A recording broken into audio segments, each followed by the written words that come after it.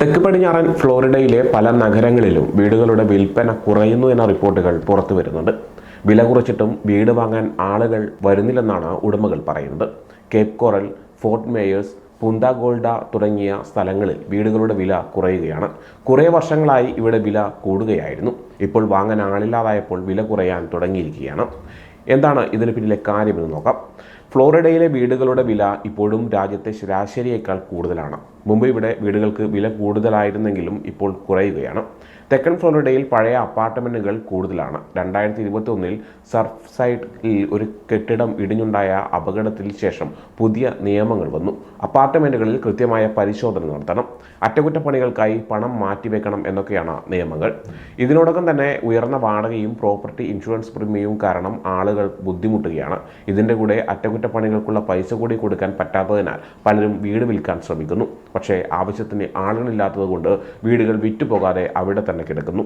ഇതാണ് യഥാർത്ഥത്തിൽ സംഭവിക്കുന്നത്. കഴിഞ്ഞ കുറച്ച് വർഷങ്ങളായി ഫ്ലോറിഡയിൽ പുതിയ കെട്ടിടങ്ങൾ ഒരുപാട് വരുന്നുണ്ട്. മോർഗേജ് നിരക്കുകൾ ഏകദേശം ഒരേപോലെ നിൽക്കുകയുമാണ്.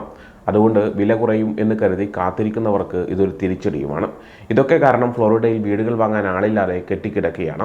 കൊറോണയ്ക്ക് മുമ്പുള്ള അവസ്ഥയിലേക്ക് കാര്യങ്ങൾ തിരിച്ചെത്തുന്നു എന്നാണ് റിപ്പോർട്ട്. റെഡ്ഫൈനിൻ്റെ കണക്കുകൾ പ്രകാരം ഫ്ലോറിഡയിലെ വീടുകളുടെ എണ്ണം 18.5% കൂടിയിട്ടുണ്ട്. ഏകദേശം 2,24,921 വീടുകളാണ് ഇപ്പോൾ അവിടെയുള്ളത്. ഫ്ലോറിഡയിൽ വീടുകൾ വാങ്ങാൻ പറ്റാത്ത അവസ്ഥയാണ് ഇപ്പോൾ ഉള്ളത്. പക്ഷേ വീടുകളുടെ എണ്ണം കൂടിയതുകൊണ്ട് മാത്രം ആളുകൾ വാങ്ങാൻ വരുന്നില്ല. കൂടുതൽ വീടുകൾ ഉള്ളതുകൊണ്ട് വാങ്ങുന്നവർക്ക് കൂടുതൽ ഓപ്ഷൻസ് ഉണ്ട്, വിലപേശാനും സാധിക്കും. പക്ഷേ വീടുകളുടെ വിലയും മോർഗേജ് നിരക്കുകളും ഇപ്പോഴും കൂടുതൽ തന്നെയാണ്. അതുകൊണ്ട് ആവശ്യക്കാർ കുറവാണ്. കൂടാതെ മറ്റു സ്ഥലങ്ങളിൽ നിന്ന് ഫ്ലോറിഡയിലേക്ക് ആളുകൾ വരുന്നത് കുറഞ്ഞു. കൊറോണ സമയത്ത് ഒരുപാട് പേർ ഇങ്ങോട്ട് താമസം മാറ്റിയിരുന്നു. ഇപ്പോൾ അത് കുറഞ്ഞതാണ് വില കുറയാനും കാരണം.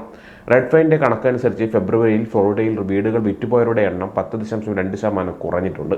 കഴിഞ്ഞ വർഷം ഫെബ്രുവരിയിൽ 28,080 വീടുകൾ വിറ്റുപോയിരുന്നു. ഈ വർഷം അത് 25,209 ആയി കുറഞ്ഞു. ബോണിറ്റ സ്പ്രിങ്സിൽ വീട് വിൽക്കാൻ ശ്രമിക്കുന്ന ടോം പൊമാൻഡി പറയുന്നത്, ഞാൻ ഏകദേശം 4 മാസമായി വീട് വിൽക്കാൻ ശ്രമിക്കുന്നു. പക്ഷേ എൻ്റെ വീട് കാണിക്കാൻ ആളുകൾ വരുന്നില്ല. അത് എന്നെ അത്ഭുതപ്പെടുത്തുന്നു എന്നാണ്.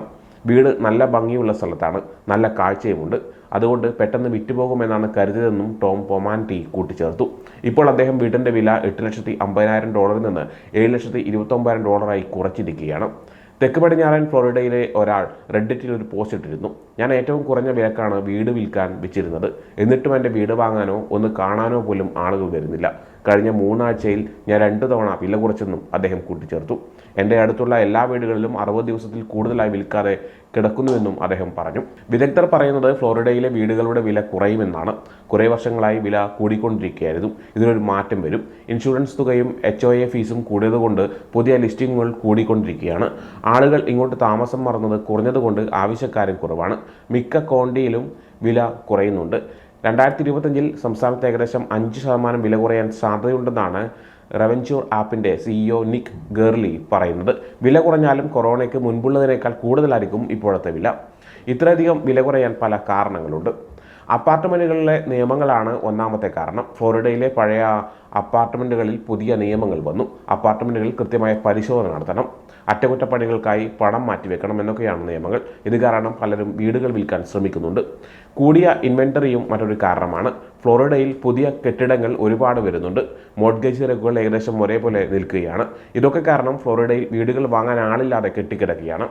കുറഞ്ഞ ഡിമാൻഡും ഒരു പ്രശ്നമാണ്. മറ്റു സ്ഥലങ്ങളിൽ നിന്ന് ഫ്ലോറിഡയിലേക്ക് ആളുകൾ വരുന്നത് കുറഞ്ഞു. കൊറോണ സമയത്ത് ഒരുപാട് പേർ ഇങ്ങോട്ട് താമസം മാറ്റിയിരുന്നു. ഇപ്പോൾ അത് കുറഞ്ഞതാണ് വില കുറയാൻ കാരണം. ഉയർന്ന വിലയും ഒരു കാരണമാണ്. ഫ്ലോറിഡയിലെ വീടുകളുടെ വില ഇപ്പോഴും വളരെ കൂടുതലാണ്. മോർഗേജ് നിരക്കുകളും കൂടുതലാണ്. ഇത് കാരണം പലർക്കും വീട് വാങ്ങാൻ പറ്റാത്ത അവസ്ഥയാണ്. ഈ കാരണങ്ങൾ കൊണ്ടൊക്കെ ഫ്ലോറിഡയിലെ വീടുകളുടെ വില കുറയാൻ സാധ്യതയുണ്ട്. ഇത് വീട് വാങ്ങാൻ ആഗ്രഹിക്കുന്നവർക്ക് ഒരു നല്ല അവസരമാണ്. പക്ഷേ വില ഇനിയും കുറയാൻ സാധ്യതയുണ്ടോ എന്ന് നോക്കി കാത്തിരിക്കുന്നതും നല്ലതാണ്.